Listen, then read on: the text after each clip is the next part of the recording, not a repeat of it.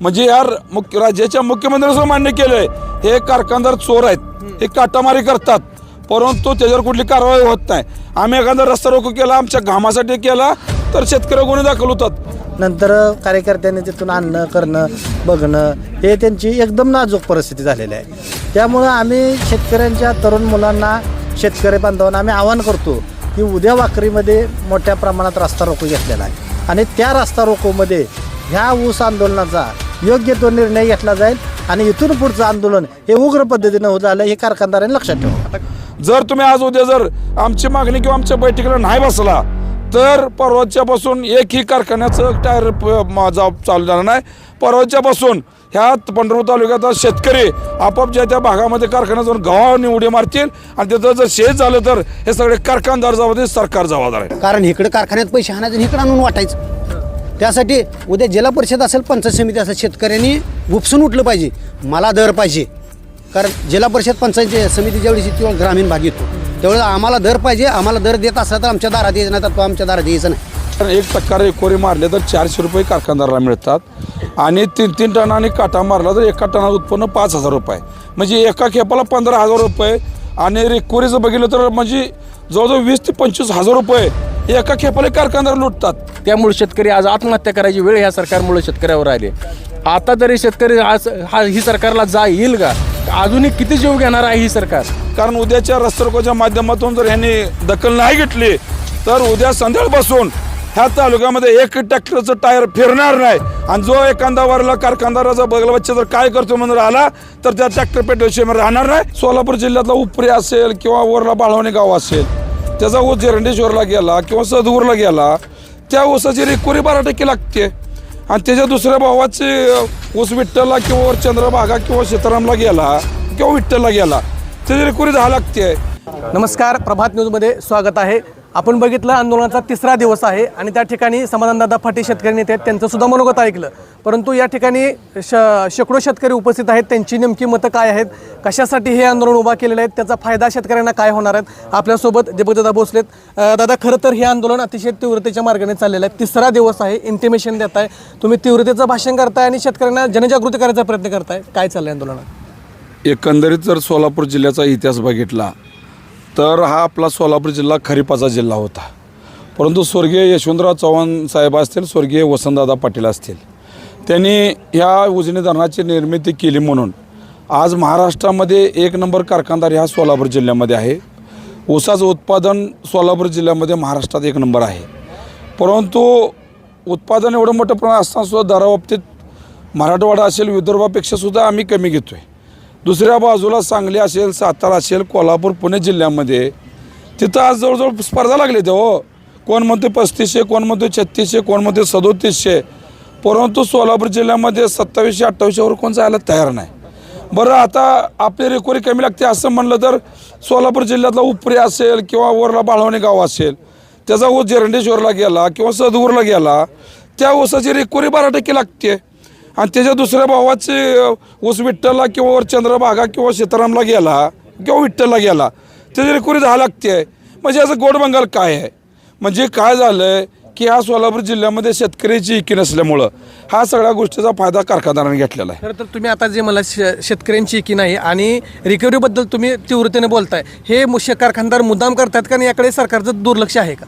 हे जाणून बुजून कारखानदार करतात. कारण 1% रेकोरी मारले तर 400 रुपये कारखानदाराला मिळतात आणि 3 टनांनी काटा मारला तर एका टनाचं उत्पन्न 5,000 रुपये, म्हणजे एका खेपाला 15,000 रुपये. आणि रेकोरीचं बघितलं तर म्हणजे जवळजवळ 20 ते 25,000 रुपये एका खेपाला कारखानदार लुटतात. एका बाजूला म्हणायचं तुम्ही आम्ही शेतकऱ्याचं पोरगा आहे, ज्यावेळेस निवडणुका असताना दर जाहीर, मला वाटतं आतापासून इतिहास आहे सोलापूर जिल्ह्याचा, ज्यावेळेस विधानसभा किंवा लोकसभा लागली त्यावेळेस रेकॉर्ड ब्रेक आपलं उदाहरण आहे की त्या पहिले उचल जाहीर केलेली. आता तुम्हाला सांगतो उदाहरणं 2009 साली विठ्ठलचा दर फायनल बिल 2700 रुपये होतं 2009 ते 1000 जणला, कारण त्याच्यामुळे विधानसभा होती.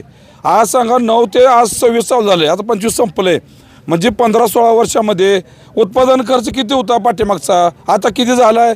त्यावेळेस मजुरी किती होती, हिऱ्याची किंमत किती होती, गुळीची किंमत किती होती, पेट्रोल डिझेल दर काय होतं, आता तीच जवळ 5-10 पटीने वाढले आणि तोच दर आम्ही घेतो आहे.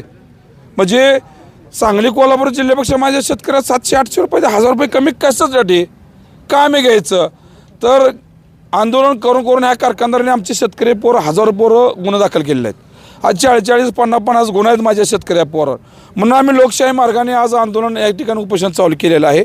मी कारखानदाराला तुमच्या माध्यमातून इशारा देतो, तुम्ही जर 2 दिवस आज आणि उद्या जर आमची जी मागणी आहे 35 रुपये समाधान म्हणलं तसं, तुम्ही 2 पावलं पुढे आम्ही 2 पावलं मागे येऊ. आम्ही काय म्हणतो एवढं असं बी नाही. आम्हाला बी कारखानदाराचा हिशोब कळतोय, आम्हाला कारखानदारी टिकवायचे, आम्हाला शेतकरी जगला पाहिजे, कारखाना टिकले, हा उद्देशानं आमचं आंदोलन आहे. म्हणून उद्याच्या रस्ता रोकोच्या माध्यमातून मी कारखानदाराला सांगतो, जर तुम्ही आज उद्या जर आमची मागणी किंवा आमच्या बैठकीला नाही बसला तर परवाच्यापासून एकही कारखान्याचं टायर चालू झालं नाही. परवाच्यापासून ह्या पंढरपूर तालुक्यात शेतकरी आपाप ज्या त्या भागामध्ये कारखान्यात जाऊन गव्हाणी उडी मारतील आणि तिथं जर शेत झालं तर हे सगळे कारखानदार जबाबदार, सरकार जबाबदार आहे. आता तुम्ही कारखानदार म्हणताय गव्हाणीत उडी आल्यानंतर मेल्यानंतर, परंतु आज अनेक गुन्हे तुम्ही तुमच्या अंगावरती घेतलेत. परंतु सगळ्यात महत्त्वाचा मुद्दा, जसं की एखादी चोरी केल्यानंतर गुन्हा दाखल होतो, आता ही रिकव्हरी चोरी करतायत. जसं तुम्ही सांगितलं जरांडेश्वरला गेलो 12 रिकव्हरी लागते, इथं इथल्या स्थानिक जे कारखाना 5-6 कारखाने तुम्ही नावं घेतात त्या कारखान्यात रिकव्हरी 10 लागते. तर यांच्यावरती कडक म्हणजे ह्यांना चेअरमन पदावरून हटवलं गेलं पाहिजे आणि ह्यांना जेलमध्ये घातलं पाहिजे. अशा संदर्भात तुम्ही मागणी काय करणार? गेल्या अतिवृष्टी झाल्यानंतर राज्याचे मुख्यमंत्री फडणवीस साहेबांनी स्वतः मान्य केलं की तुम्ही काय काय करताय, किती टन काटा मारताय, तुम्ही आमच्या या मुख्यमंत्री सहायता निधीला नाही मदत केली तुम्हाला सोडणार नाही. म्हणजे यार राज्याच्या मुख्यमंत्र्यांसह मान्य केलं आहे हे कारखानदार चोर आहेत, हे काटामारी करतात, परंतु त्याच्यावर कुठली कारवाई होत नाही. आम्ही एखादा रस्ता रोको केला, आमच्या घामासाठी केला तर शेतकरी गुन्हे दाखल होतात. आज त्या दिवशी बंडित शेगाव मंडळ अतिवृष्टी बसल्यामुळे माझ्या शेतकऱ्या पोरांनी आंदोलन केलं, रस्ता रोको केला, तर 27 पोरं गुन्हे दाखल केले. म्हणजे आमच्या हक्काचा तर आम्ही न्याय मागायचा नाही का? एका बाजूला ह्यांनी काय केलं 75 वर्षामध्ये हे आमदार खासदार ह्यांनी उद्योग केला, व्यवसाय राजकारण व्यवसाय, पैसा, सत्ता आणि सत्तेतून पैसा. मागल्या 4 दिवसापूर्वी अजितदादाच्या मुलाचं परदेशात जय पवारचं लग्न झालं. अहो त्या सोनवर 100 कोटीचा ड्रेस आहे, त्या पोराच्या अंगावर 200 कोटी ड्रेस, हे पैसे आलं कुठं हो? काय त्यांच्या शेतात काय गांजे झाड आहे ते का आपण झाड आहे हो? हे आमच्या शेतकऱ्याचा घाम पायाला का थोडं रिकोरी मारली, हजारो कोटी शेतकऱ्याला लुटलं, 3 पिढ्या बरबाद केल्या. ह्या 75 वर्षामध्ये ह्या राज्यामध्ये ह्या देशामध्ये 6 लाख शेतकऱ्यांनी आत्महत्या केल्या. अहो या अन्नदात्याला जर आत्महत्या करण्याची वेळ असेल ह्याच्यापेक्षा दुर्दैव काय आहे? तुम्ही ताटमानाने म्हणता मी शेतकऱ्याच पोरगा, आम्ही काय तुम्ही शेतकऱ्यासाठी केलं? अहो आमचा उत्पादन खर्च भरून निघत नाही, एवढं सुद्धा आम्हाला मिळत नाही. आज शेतीमध्ये 100 रुपये टाकलं तर 50 रुपये मिळतात, वजाबाकीचा धंदा आहे तरी आम्ही करतोय. आज शेतकऱ्या पोराचं वय 35 पोतं गेलं, मुली दे नाहीत, शेतकऱ्या पोरं लग्न होत नाहीत, एवढी वाईट अवस्था माझ्या शेतकऱ्याची आहे. परंतु इलेक्शन आलं की शेतकऱ्यांना शेतकऱ्याचा राजा, मग आमच्या पोरांना त्यांचं झेंडा घ्यायचं, उड्या आणायच्या, मग धाब्यावर जायचं, वाटेभर असं एखादं हाडूक मिळालं आमचं गडी पागल होतं. म्हणून तुमच्या माध्यमातून विनंती आहे माझ्या शेतकऱ्यांना की तुमच्या घामासाठी तुमच्या वडिलाला आईबापाला मरू द्यायचं नाही. तुमच्या ज्या हरामखोराने तुमचा घाम पाय गेले तोडवला अशा विरोधात तुम्हाला बंड करावं लागेल तर तुम्हाला शेतकऱ्यांना न्याय मिळणार आहे. दीपक भोसले, समाधान फाटे किंवा इतर त्याच्यावर काय पूर्ण नाही. हे राज्य 13 कोटीचं आहे. आज शेतकऱ्याचे पोरं आज जाती, ह्या राज्याचा कार्यकर्त्यांनी जातीमध्ये भांडणं लावलेत. एखादा जातीवादा नेता आला तर लाखो शेतकऱ्याची पोर तिथे येतात. अरे तुम्ही जातीवर जाऊ नका, हे राजकारण जातीवर चाललेलं आहे. हे राजकारण मला मातीवर आणायचं आहे. आधी तुमच्या बापाच्या घामाला दाम मिळवून द्या आणि मग तुम्ही जातीवाद करा, राजकारण करा. हे तुमच्या माध्यमामध्ये शेतकऱ्याच्या मुलांना माझं आव्हान आहे. खरं तर त्या ठिकाणी तुम्ही ज्या अजितदादा पवारांची गोष्ट सांगितली, काल परवा जी आपण माध्यमाच्याद्वारे बघत होतो की त्यांच्या मुलाने एक जमिनीचं अपहरण प्रकरण बघितलं, त्यात सुद्धा त्याला पाठीशी घातलं घेतलं. आज शेतकऱ्यांचा एवढा मोठा मुद्दा आहे, तुमच्याकडे त्या पद्धतीने लक्ष दिलं जाईल का? आता राज्याचं हिवाळी अधिवेशन नागपूरला चालू आहे. कोणही कारखान्यात चेअरमन आमदार ह्या दरावर बोलायला तयार नाही. इतर जिल्ह्यामध्ये 35 रुपये 3700 रुपये मिळतोय, सोलापूर जिल्ह्यामध्ये का मिळत नाही? कारण ह्यांनी काय केलं सांगतो मला, हे सगळे कारखान्यात चेअरमन झाला की आमदार होतोय, आमदार झाला की खासदार होतोय, त्याचा पोरगा पुन्हा जिल्हा परिषद सदस्य होतोय, जिल्हा परिषद अध्यक्ष होतोय. हे राजकारण टोळी झालेलं आहे. आज सांगतो मला 70,000 कोटीचा जे घोटाळा मुख्यमंत्री ज्यावेळेस फडणवीस साहेब विरोध पक्ष नेते होते त्याने त्या मुद्द्यावर राजकारण सत्तेमध्ये आले. कुठे गेला 70,000 कोटीचा घोटाळा? आज जय पवार यांचा पार्थ पवार, अहो 2,000 कोटी सहज घोटाळा करते तो. 250 कोटी 1700 कोटी जमीन 200 कोटीला घेतली, त्याच्यावर कोणा नाही, त्या कंपनी कोण काम? अरे कसलं कुठला न्याय आहे? कुठली लोकशाही आहे हो? ही लोकशाही नाही, हे सगळ्या राजकारणाचे बनलेली ही टोळे सगळे एक सर्वसामान्यानं आंदोलन केलं की 420 गुन्हा, फसवणूक गुन्हा, चोरीचा गुन्हा आणि त्याच्या पोरानं 1700 कोटी जमीन 200 कोटी घेतले तरी गुन्हा नाही. अरे कसला नाही.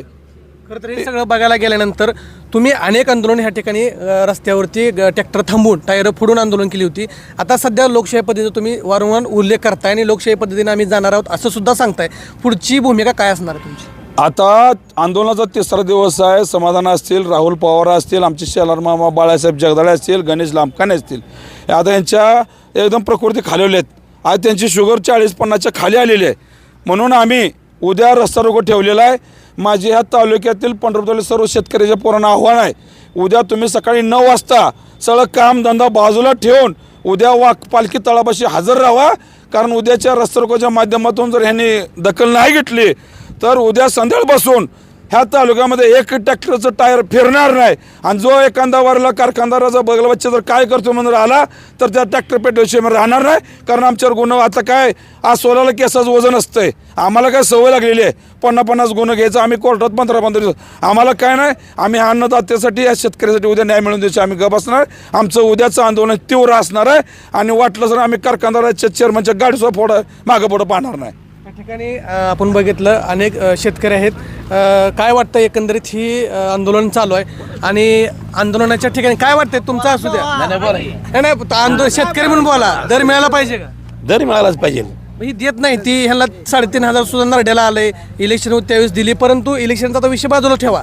शेतकरी म्हणून तुम्हाला काय वाटतंय? शेतकरी म्हणून का नाही तुम्हाला सांगतो 3,500 रुपये दर मिळालाच पाहिजे. देत नाही, आता काय करायचं? ह्याला आंदोलनच करावं लागतं. आता उद्या ह्यांनी दीपदादांनी त्या ठिकाणी इंटिमेशन दिले, अल्टिमेटम दिले, सगळ्या शेतकऱ्यांना आव्हान केलं इथं बोलवायचं. येतील का शेतकरी? येतील की त्यांना काय आव्हान करायला नेमकं? रस्ता रोको केलाच पाहिजे. बरं, शेतकरी आता घरोघरी बसलेत, ऊस घालवायच्या राहतात, काय सांगाल नेमकं? त्यांनी शेतकऱ्यांनी सगळ्यांनी पालखी तळावर आलंच पाहिजे. रस्ता रोकोला सामील झालंच पाहिजे तर न्याय मिळणारच, नाहीतर असा न्याय मिळत नाही. त्या ठिकाणी तुम्ही अनेक दिवस झाले तर बघताय, आज आंदोलन 3रा दिवस आहे, परंतु आज जे पद्धत एवढ्या तीव्रतेनं बोलताय, शेतकऱ्याला जनजागृती करायचा प्रयत्न करतात. ही सरकार जसं हिवाळी अधिवेशन चालू आहे आणि हिवाळी अधिवेशनाकडे जे त्या कामाची टेंडर वगैरे ही सगळी उद्योग चालू आहेत, शेतकरी त्या ठिकाणी 3500 रुपये दर मागायसाठी हे उभा राहिला. शेतकरी म्हणून काय वाटते? मी एक शेतकरी पुत्र, मी दत्तात्रय कुमार बागल, आणि दर मिळालाच पाहिजे. सांगली, कोल्हापूर असेल किंवा मराठवाडा असेल किंवा इकडे नगरीला असेल, ह्याच्या तुलनेत आपल्या जिल्ह्याला दर कमी आहे. सरकारने ह्याच्याकडे लक्ष दिलं गेलं पाहिजे. मी एक वाहन मालक आणि शेतकरी आहे. माझी 2 वाहनं आहेत, एक विठ्ठल सहकारी साखर कारखान्याला चालतं आणि सद्गुरूलाही चालतं. मी उद्यापासून माझी दोन्ही वाहनं बंद ठेवणार आहे. आणि शेतकऱ्यांनी एक लक्षात घेतलं पाहिजे, माझा ऊस बंद 2 दिवसांनी कोणाला काय फरक पडत नाही. कारण 2 दिवस जर सीझन लांबला तर कुणाच्या फायद्यात काही फरक पडणार नाही. शेतकऱ्याला 100 रुपये, 200 रुपये, 500 रुपये फायदा होऊन जाईल. आता खरं तर तुमचा ऊस जाणारा किती? माझा ऊस जाणारा 5 एकर आहे. इकडे 10 रिकव्हरी लागते आणि जरानेश्वरला गेलो 12 रिकव्हरी लागते. खरं तर तुमच्या एखादा ट्रॅक्टरला ॲक्सिडेंट झाला तर तुमच्यावर लगेच गुन्हा दाखल होतो. ही जर कारखानदारी माजुरिटी कारखानदार आहे ती, ह्यांच्याकडं रिकव्हरी हाणायचा बऱ्याचपैकी प्रयत्न केला जातो. ह्यांच्यावरती गुन्हा दाखल करावा अशी इच्छा शेतकरी म्हणून वाटते का? 100% गुन्हा दाखल केलं पाहिजे त्यांच्यावर. चेअरमनवर 100% गुन्हा दाखल झालं पाहिजे. आणि हे तर कसं आहे तुम्हाला सांगतो, आज काल तुम्ही नगरपालिकेचं इलेक्शन बघितलं असेल तर परिचारक मालक असतील किंवा इतर कोणी असतील, दारोदार मत मागायसाठी, म्हणजे त्यांच्यावर वेळ होती. आज शेतकऱ्यांनी सुद्धा हे लक्षात घेतलं पाहिजे की आपल्या दारात ज्यावेळी ही येईल, कारण दर हीच देणार आहे, हिसाब ह्यांच्याकडेच आहे. रिकव्हरीचा हिसाब असेल, इथेनॉलचा असेल, सगळा हिसाब ह्यांच्याकडेच आहे. मग आम्हाला काय मिळत नाही. आज 5-5 हजार रुपये मताला वाटलं गेलं. हे पैसे कोणाचं होतं? हे सर्वसामान्य शेतकऱ्याचेच पैसे होतं. कारण इकडे कारखान्यात पैसे आणायचे आणि इकडे आणून वाटायचं. त्यासाठी उद्या जिल्हा परिषद असेल, पंचायत समिती असेल, शेतकऱ्यांनी उपसून उठलं पाहिजे, मला दर पाहिजे. कारण जिल्हा परिषद पंचायत समिती ज्यावेळी तेव्हा ग्रामीण भाग येतो, त्यावेळेस आम्हाला दर पाहिजे. आम्हाला दर देत असला तर आमच्या दारात यायचं नाही, तर तो आमच्या दारात यायचं नाही. ह्याच्यावर शेतकऱ्यांनी बहिष्कार टाकला पाहिजे. नक्कीच या ठिकाणी आपल्यासोबत आहेत. काय सांगाल एकंदरीत, तुम्ही आज वाखरीमध्ये बसलाय, 3रा दिवस आहे, एक शेतकरी म्हणून तुम्ही या आंदोलनात सामील झालाय आणि चेअरमन प्रशासन मात्र काही इकडे यायच्या भूमिकेत नाही. 3रा दिवस आहे, शेतकऱ्याला वाऱ्यावर सोडलं जात आहे, परंतु सरकारमधले काय निर्णय आहेत ते लगेच घेतले जातं. कसं बघताय? आज उपोषणाचा 3रा दिवस आहे आणि गेल्या 15 दिवसापासून समाधान पाटे पायाला भिंगरी लावून प्रत्येक गावामध्ये जाऊन सकाळी 2 गावं, संध्याकाळी 2 गावं, असे 4 गावं कव्हर करून आपल्या तालुक्यातील बराचसा भाग त्यांनी कव्हर केलेला आहे. त्यामुळं त्यांची तब्येत एकदम अगोदरच खालवली आहे. ज्या दिवशी उपोषणाला बसले त्या दिवशी त्यांचा लघुशंकेला गेले असताना त्यांना चक्कर आली आणि त्याच ठिकाणी ते बेशुद्ध पडले होते. नंतर कार्यकर्त्यांनी तिथून आणणं करणं बघणं हे त्यांची एकदम नाजूक परिस्थिती झालेली आहे. त्यामुळं आम्ही शेतकऱ्यांच्या तरुण मुलांना शेतकरी बांधवांना आम्ही आवाहन करतो की उद्या वाकरीमध्ये मोठ्या प्रमाणात रास्ता रोको घेतलेला आहे आणि त्या रास्ता रोकोमध्ये ह्या ऊस आंदोलनाचा योग्य तो निर्णय घेतला जाईल आणि इथून पुढचं आंदोलन हे उग्र पद्धतीनं होत झालं हे कारखानदारांनी लक्षात ठेवावं. आता खरं तर तुम्ही वाकरी गट असेल किंवा वाकरीच्या आसपास पंढरपूर तालुक्यातला बराचसा भाग तुम्ही फिरताय रोज. तिथल्या शेतकऱ्यांच्या खरं तर प्रमुख मागण्या दराबद्दलच्या काय येतात? शेतकऱ्यांचं काय झालं आहे, शेतकरी दबला गेलेला आहे आणि शेतकऱ्यांना एक अपेक्षा होती की आपल्याला सहजासहजी 3 ते 3.5 दर मिळेल आणि त्यामुळं शेतकरी थोडं शांततेत घेतलं आहे. पण ज्यावेळेस आम्ही गावभेट केली त्यामधून आम्हाला शेतकऱ्याच्या मनातल्या भावना त्यांनी तिथं व्यक्त केल्या. प्रत्येक गावचा प्रत्येक माणूस या आंदोलनात सहभागी आहे. प्रत्येकजण तुम्ही आज पाहताय काल दिवसभर आज असेल पूर्ण हा मंडप भरला जातोय आणि प्रत्येकजण आक्रमक होण्याच्या पवित्रेत आहे. पण आम्ही त्यांना सांगतोय अजून वेळ आहे. आज काल तहसीलदार येऊन भेटून गेलेत, आजही तहसीलदार यायला लागलेत, अजून थोड्या वेळात येतील. त्यांना आम्ही आमच्या भावना पोहोचवतोय. जर त्यातून ते निर्णय घेत नसेल तर उग्र आंदोलन होणार. हे काळ्या दगडावरची पांढरी रेख आहे. खरं तर पुढचा संघर्ष हा मोठ्या प्रमाणात उद्यापासून होणार आहे. खरं तर आज तुम्ही शेतकरी म्हणून ह्याला पाठिंबा द्यायला आलाय. प्रत्येक गावातले शेतकरी त्या ठिकाणी अजून सुद्धा घरीच आहेत आणि त्यांना वाटतं हे आंदोलन उपोषण करतील दर मिळाला तेवढा मिळणारच आहे. त्यांना काय सांगणार? आम्ही सर्व शेतकऱ्यांना आवाहन करतो आपल्या माध्यमातून की आपण प्रत्येकानं या ठिकाणी आलं पाहिजे. आपण समाधान पाट्यांचं उदाहरण घेतलं तर आज तिथलं एक आज शेतकरी आलता आणि त्यानं सांगितलं की समाधान फाट्याला घरी कोणच नाही, त्याची बायको ऊसाची तोड चालू आहे ती रस्ता करते. म्हणजे एवढी वाईट अवस्था आहे त्यांची. त्या ठिकाणी शेतकऱ्यासाठी हा माणूस 2 दिवसापासून या ठिकाणी उपाशी राहिला. आज 3रा दिवस आहे. माणसाचं सकाळचं दुपार जेवण झालं तर माणूस लगेच चिडचिड करून कालवा करून जेवण करतोय आणि ही 2-3 दिवसापासून बसलेला आहे. आणि ह्या ठिकाणी जर समाधान फाट्याला साखर कमी झाले, यांना जर काय जास्त व्हायला लागलं तर या ठिकाणी नक्कीच उद्रेक होणार आहे. नक्कीच आपल्यासोबत होते संग्रामजी गायकवाड. खरं तर बोल काय वाटतंय, काय यंदा दराचं काय अमरण 3रा दिवस आहे आणि 3ऱ्या दिवसात तुमचं आंदोलन उद्या परवाची तीव्र होणार आहे, काय सांगायचं? आत्तापर्यंत एवढी शोकांतिक आहे की शेतकऱ्यांना भांडून स्वतःचा जीव देऊन शेतकऱ्यांसाठी मागावं लागते. ह्या सरकारचं गेंड्याची कातडी पांघरलेलं हा सरकार आहे. शेटजी बडजी आणि लाटजीचं असणारं सरकार आहे. ह्या सरकारला शेतकऱ्यांचं देणं घेणं नाही. त्याचबरोबर आत्तापर्यंत चेअरमन असतील हे असतील शेतकऱ्यांच्या जीवावर ज्यांनी राजकारण केलं, आत्तापर्यंत शेतकऱ्यांच्या जीवावर ज्यांनी पुळी भाजून घेतली, सत्ता हातात घेतली, तीच आज चेअरमन असेल, आमदार असेल, कोण इतर संस्थेचा पदाधिकारी असेल, त्यांना शेतकऱ्यांचं कोणत्याही बाबतीत घेणं देणं नाही. आज शेतकऱ्यांचं जीव देऊन स्वतःच्या हक्काचं न्याय हक्कासाठी भांडावं लागतंय. म्हणजे ह्यासाठी लाजारवाणी गोष्ट नाही. आपण जय जवान जय किसान ही घोषणा देतो. या ठिकाणी किसान अशा अवस्थेत आहे की किसान आता सध्या परिस्थिती किसानावर अशी आली, एकीकडे दुष्काळ असेल, इकडे ओला दुष्काळ असेल, त्यासाठी पिकासाठी असणारं अनुदान असेल.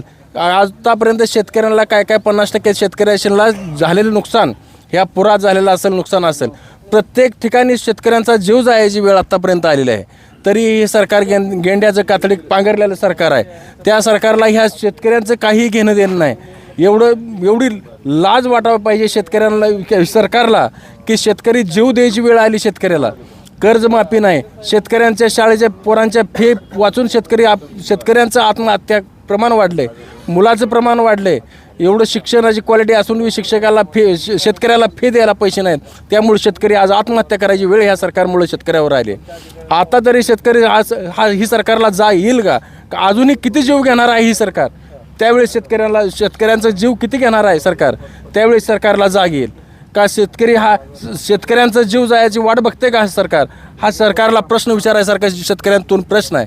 आत्तापर्यंत शेतकरी हा न्याय हक्कासाठी मागतोय. तुमचे काय घरातलं मागत नाही. आत्तापर्यंत आमच्या उसाचं आमच्या घामाचं दाम आम्ही मागतोय तुम्हाला, की तुमच्या घरातलं आम्ही मागत नाही.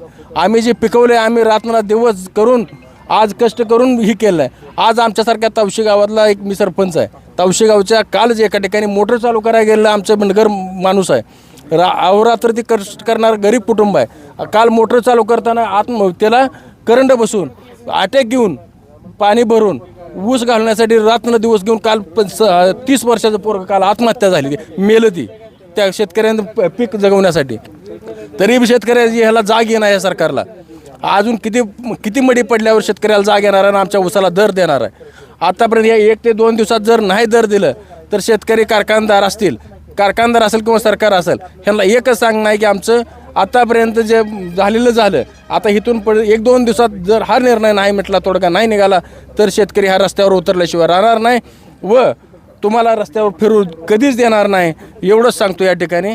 आणि आता लवकरात लवकर सरकारनं व कारखानदारांनी जागं व्हावं एवढी विनंती करतो. आणि सर्व शेतकऱ्यांना एकच आवाहन करतो की उद्याचा रस्ता रोको असेल काय आंदोलन असेल प्रत्येक घरातील प्रत्येक व्यक्तीनं आलं पाहिजे व आपल्या न्यायासाठी हक्कासाठी आपण प्रत्येकानं लढलं पाहिजे.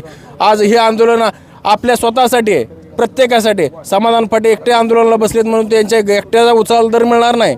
सर्व शेतकऱ्याला आलेल्या प्रत्येक शेतकऱ्याला दर मिळणार आहे एवढंच सांगतो. व ह्या आंदोलनाला आम्ही तवशी ग्रामपंचायतच्या वतीनं पूर्ण पाठिंबा देतो व संभाजी ब्रिगेड व सर्व पदाधिकारी यांच्या वतीनं पाठिंबा देतो.